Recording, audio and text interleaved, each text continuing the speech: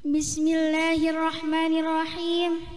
Assalamualaikum warahmatullahi wabarakatuh. Alhamdulillahilladzi an'amana bi ni'matil imani wal islam. Wassalatu wassalamu ala khairil anam. Amma ba'du. A'udzu billahi minasy syaithanir rajim. Bismillahirrahmanirrahim. Wa in ta'uddu ni'matallahi la tuhsuha. Al-ayah. Puji serta syukur marilah kita panjatkan kehadirat Allah pencipta alam semesta. Shalawat beserta salam semoga selalu tercurah limpahkan kepada baginda alam, Habib tertinggi, Nabi termulia, yakni Kangjeng Nabi Muhammad sallallahu alaihi wasallam. Tak lupa kepada keluarganya, para sahabatnya, para tabi'in tabi'atnya, yang mudah-mudahan kita termasuk di dalamnya. Amin ya rabbal alamin. Dewan juri yang saya hormati beserta teman-teman yang saya cintai, insya Allah dalam kesempatan kali ini saya akan membawakan tema tentang mensyukuri nikmat Allah. Dalam Al-Quran surah Al-Kahfi ayat 109 Allah berfirman, A'udzu billahi minasy syaithanir rajim.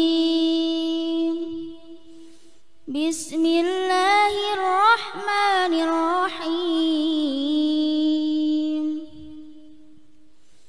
Qul law kana al-bahru midadan li kalimati rabbi lanafidal bahru qabla an tanfada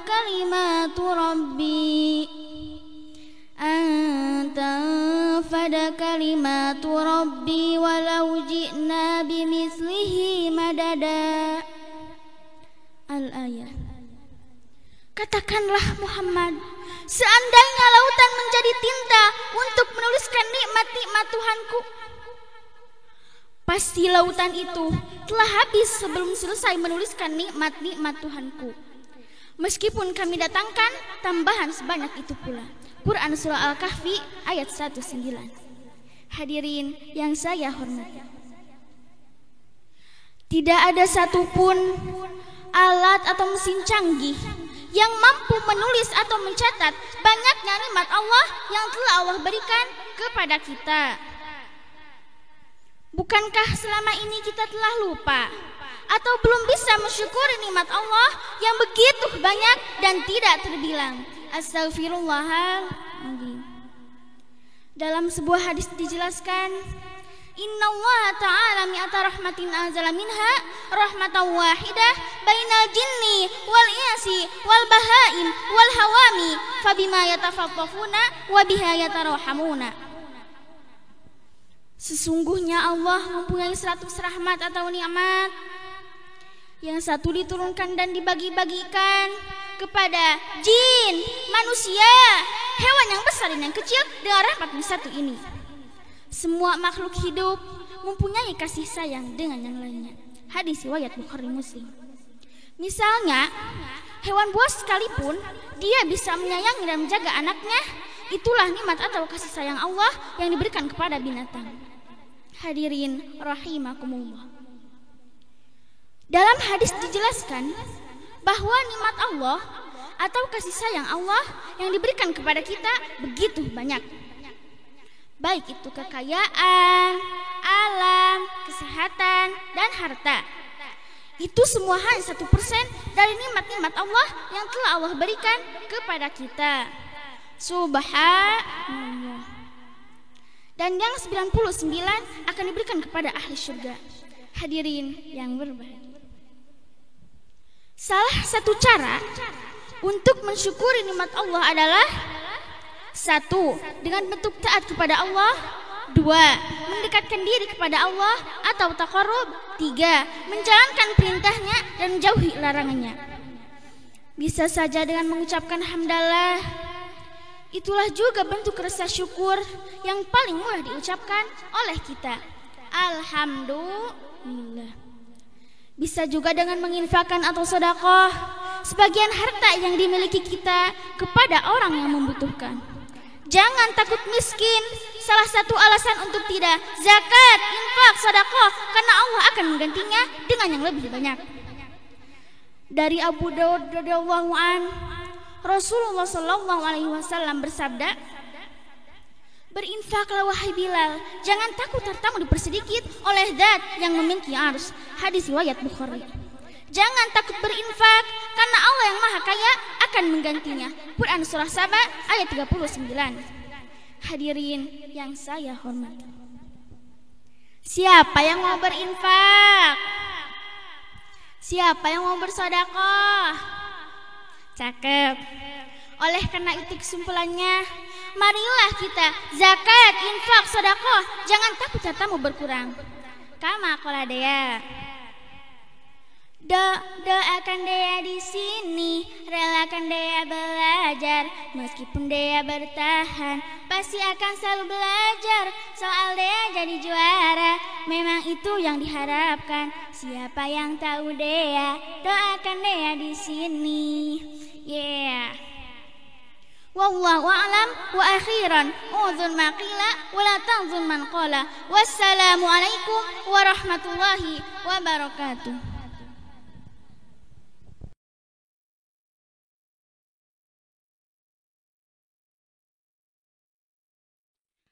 Assalamualaikum warahmatullahi wabarakatuh.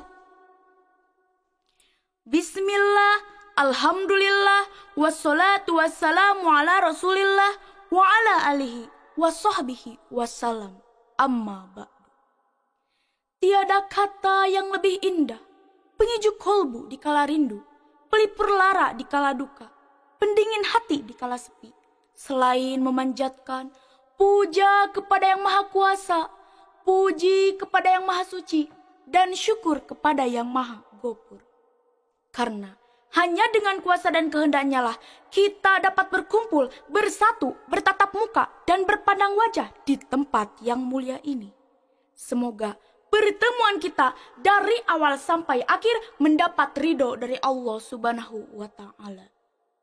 Juga tidak lupa sholawat beserta salam semoga tetap disampaikan kepada Nabi tertinggi, anti korupsi, baginda mulia, anti durhaka, sentral figur, pemimpin revolusi Islam sedunia, penegak keadilan, pendobrak kebatilan, penghancur kemusyrikan, yakni Nabi ana wa habibana Nabi Muhammad SAW, keluarganya, para sahabatnya, juga kepada umatnya.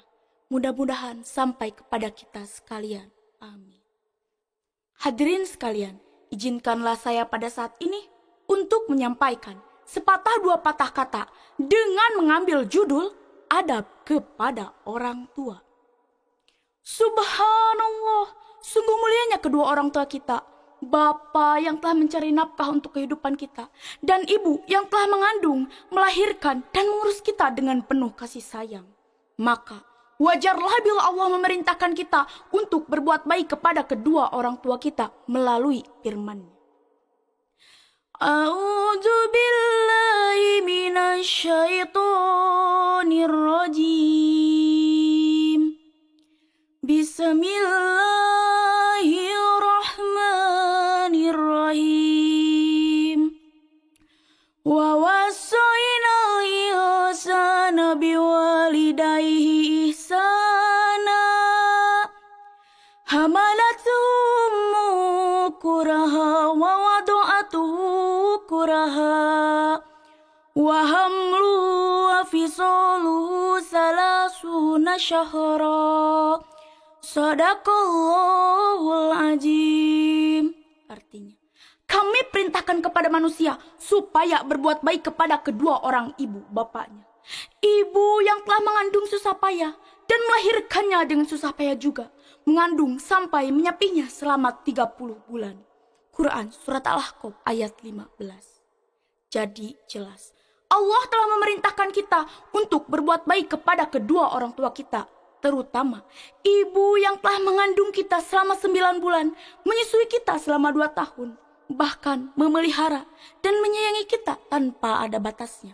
Sesuai dengan sebuah lagu yang dinyanyikan oleh Eri Susan yang berjudul Muara Kasih Bunda.